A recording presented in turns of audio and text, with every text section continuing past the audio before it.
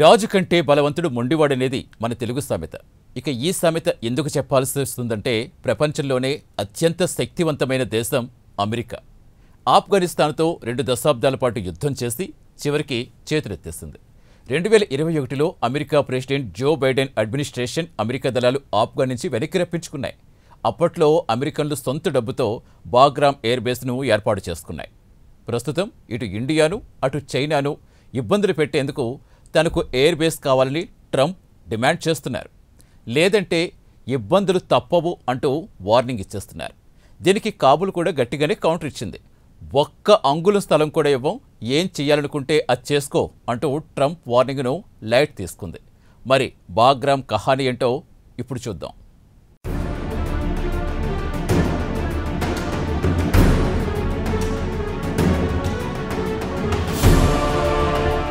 America president Donald Trump ఎవరినో ఒకరిని గెలకకుంటే నిద్ర పట్టేటట్టు లేదు. తరచూ వివాదాస్పద నిర్ణయాలు తీసుకుంటూ ఇతర దేశాలను ఇబ్బందులు పెట్టడమే ఆయన ఎజెండాగా మారిపోయింది. యావత్ ప్రపంచంపై పెత్తనం చెలాయించాలనుకుంటున్నాడు. అయితే ఆయనను ఇటు రష్యా అటు ఆఫ్ఘనిస్తాన్లోని తాలిబాన్లు లైట్ తీసుకుంటున్నారు. ఆయన బెదిరింపులకు లొంగడం లేదు, గట్టిగానే కౌంటర్ ఇస్తున్నారు. ప్రస్తుతం ప్రపంచంలో ప్రతి సమస్యకు ట్రంప్ కారణంగా చెప్పుకోవాల్సి వస్తోంది. ఇక తాజాగా ఆయన ఆఫ్ఘనిస్తాన్పై పడ్డాడు. ఇటీవల ఆయన 2 రోజుల పాటు బ్రిటన్ అధికార పర్యటనకు వెళ్లొచ్చాడు. బ్రిటన్లో ఉండగానే చైనా అణ్వాయుధాలను తయారు చేస్తోందని చెప్పి తనకు ఆఫ్ఘనిస్తాన్లోని బాగ్రామ్ ఎయిర్ బేస్ నివ్వాలని తాలిబాన్లను డిమాండ్ చేశాడు.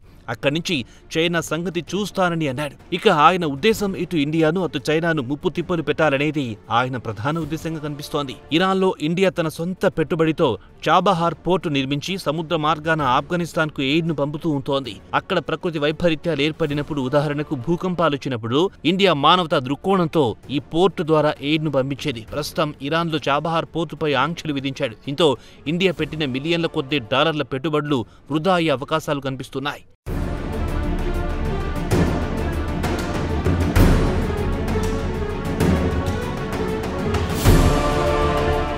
ఇక ఆఫ్ఘనిస్తాన్లో 20 ఏళ్ల పాటు అమెరికా తాలిబాన్లతో యుద్ధం చేసింది. ఆ సమయంలో అక్కడ ఎయిర్ బేస్ ను విస్తరించింది. అయితే ప్రస్తుతం ఆ బేస్ తమకు అప్పగించాలని ట్రంప్ డిమాండ్ చేశాడు. లేదంటే మీకు ఇబ్బందులు తప్పవన్నాడు. దీనికి ఆదివారం నాడు తాలిబాన్లు గట్టిగానే కౌంటర్ ఇచ్చారు. ఆఫ్ఘనిస్తాన్ స్వతంత్ర దేశం, తమ భూభాగం, తమ ప్రాదేశిక సమగ్రత తమకు ముఖ్యం. అమెరికా తమతో ముందుగా కుదుర్చుకున్న ఒప్పందాలను గౌరవించాలని కోరింది. ఆఫ్ఘనిస్తాన్ అంతర్గత విషయాల్లో అమెరికా జోక్యం చేసుకోమని అమెరికా హామీ ఇచ్చింది. దాన్ని తాలిబాన్లు గుర్తు చేశారు. గతంలో చేసిన తప్పులను తిరిగి పునరావృతం కాకుండా చూసుకోందని, వాస్తవాలను గుర్తు చేసుకోందని ఆఫ్ఘాన్ పాలకులు అమెరికాకు గట్టిగానే కౌంటర్ ఇచ్చారు. ఆఫ్ఘాన్ తాలిబాన్లతో అమెరికా సైనికులు 20 సంవత్సరాల పాటు పోరాడి ఇక వారితో గెలవలేమని వెనక్కి తిరిగారు. ఎందుకంటే ఆఫ్ఘనిస్తాన్లో ఎత్తైన కొండ ప్రాంతాల్లో తాలిబాన్లకు గట్టి పట్టుంది. అక్కడి ఒక్కో అంగుళం గురించి, ఆ కొండ ప్రాంతాల గురించి తెలుసు. Al Qaeda chief Osama bin Laden కు కూడా అక్కడ బాగా పట్టుంది. అందుకని ఆఫ్ఘనిస్తాన్ నుంచి రష్యా దళాలను తరిమికొట్టగలిగాడు. ఇక అమెరికా విషయానికి వస్తే ఇక వారిని ఓడించలేమని తెలుసుకున్న బైడెన్ 2021 ఆగస్టు 30వ తేదీన ఆఫ్ఘనిస్తాన్ నుంచి తమ సైనికులను పూర్తిగా ఉపసంహరించుకుంటున్నామని ప్రకటించారు. దీంతో తాలిబాన్లు తిరిగి ఆఫ్ఘనిస్తాన్ను ఆక్రమించుకున్నారు. ఈ పరిణామంతో కంగుతిన్న అక్కడి ప్రజలు తాలిబాన్లతో వేగలేమని దేశం నుంచి విమానాలను ఎక్కి ఇతర దేశాలకు పారిపోయిన విషయం చాలా మందికి తెలిసే ఉంటుంది.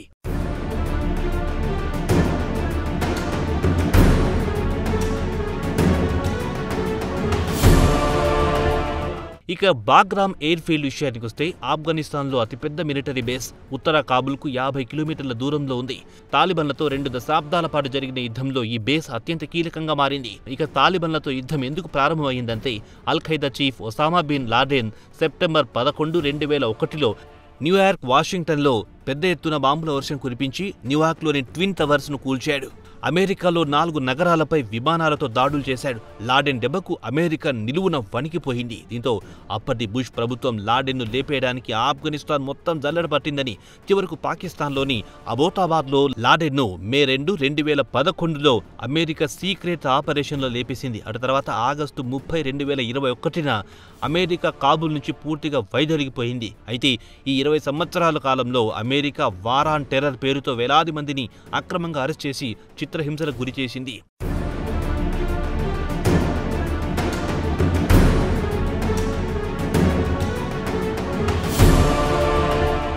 ఆఫ్ఘనిస్తాన్ నుంచి అమెరికా తమ సైనికులను ఉపసంహరిస్తున్నామని ప్రకటించిన వెంటనే ఆఫ్ఘనిస్తాన్లో పౌర ప్రభుత్వం కుప్పకూలింది. వెంటనే తాలిబన్లు కాబూల్ను హస్తగతం చేసుకుని తాలిబాన్ ప్రభుత్వాన్ని ఏర్పాటు చేసుకున్నారు. అయితే ప్రపంచంలోని ఏ దేశం కూడా తాలిబాన్ ప్రభుత్వాన్ని గుర్తించలేదు. అయితే ఇప్పుడిప్పుడే కొన్ని దేశాలు గుర్తించడం మొదలెట్టాయి. ఉదాహరణకు రష్యా తమ అవసరాల కోసం గుర్తించాల్సి వచ్చింది. ఇదిలా ఉండగా ట్రంప్ గత వారం మరోమారు తనకు బాగ్రామ్ ఎయిర్ బేస్ కావాలని ప్రకటించాడు. గత శనివారం నాడు ఆయన వైట్ హౌస్లో మీడియాతో మాట్లాడుతూ ఆఫ్ఘనిస్తాన్ ప్రభుత్వంతో చర్చలు జరుపుతున్నాం, త్వరలోనే బాగ్రామ్ ఎయిర్ బేస్ ను తీసుకుంటా, ఒకవేళ వారు ఇవ్వలేదంటే వారి నుంచి ఎలా తీసుకోవాలో తమకు బాగా తెలుసంటూ బెదిరింపు ధోరణిలో మాట్లాడారు. ఇక ఎయిర్ బేస్ ను తిరిగి స్వాధీనం చేసుకోవాలనుకుంటున్నామని ముందుగా గత వారం 2 రోజులు అధికారిక బ్రిటన్ పర్యటనకు వెళ్లినప్పుడు బ్రిటన్ ప్రధానమంత్రి కీర్ స్టార్మర్ తో కలిసి మీడియాతో మాట్లాడుతూ చెప్పారు.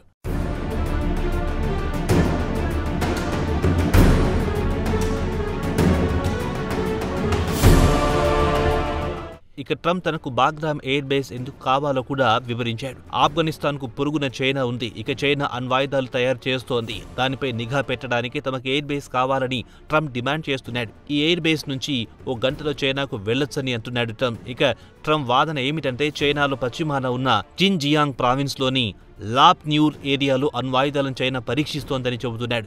చైనాపై నిఘా వేయడానికి తమకి ఎయిర్ బేస్ కావాలనేది ట్రంప్ వాదన. అది కాకుండా తామెంతో డబ్బు పెట్టి ఎయిర్ బేస్ను నిర్మించాం, మీకు ఉచితంగా ఇచ్చాం, దీనిపై ఎలాంటి డబ్బు వసూలు చేయలేదంటున్నాడు ట్రంప్.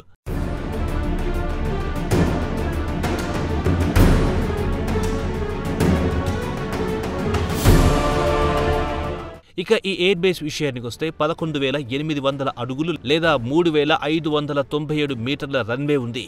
అతిపెద్ద బాంబర్ లేదా అతిపెద్ద కార్గో విమానాలను ఈ రన్వే ద్వారా రాకపోకలను కొనసాగించుకోవచ్చునని US Air Force Bagram website గురించి ప్రస్తావించింది. ఇక ట్రంప్ అమెరికా మాజీ ప్రెసిడెంట్ జో బైడెన్ పై తీవ్ర స్థాయిలో విమర్శించారు. ఆఫ్ఘనిస్తాన్ నుంచి అవమానకరంగా సైనికులను ఉపసంహరించుకున్నారని మండిపడ్డారు. బాగ్రామ్ ఎయిర్ బేస్ ను తాలిబాన్లకు ఉచితంగా ఇచ్చాడని ధ్వజమెత్తాడు. ఇక ఆఫ్ఘనిస్తాన్ మాత్రం తమ దేశంలో అమెరికా సైనికులను అడుగు పెట్టనీయమని తెగేసి చెబుతున్నారు. కాగా ఆఫ్ఘనిస్తాన్ విదేశాంగ మంత్రిత్వ శాఖ అధికారి జకీర్ జలాలి మీడియాతో మాట్లాడుతూ విదేశీ మిలిటరీని తమ భూభాగంలో అడుగు పెట్టనీయం, తమ దేశ చరిత్రలో ఎప్పుడూ అనుమతించలేదన్నారు. అయితే అమెరికాతో తాము ఆర్థికపరమైన రాజకీయ సంబంధాలను కొనసాగించడానికి సిద్ధంగా ఉన్నామని, ఇరు దేశాల ప్రయోజనాల కోసం బలమైన సంబంధాలకు తాము సిద్ధమేనని జకీర్ అన్నారు.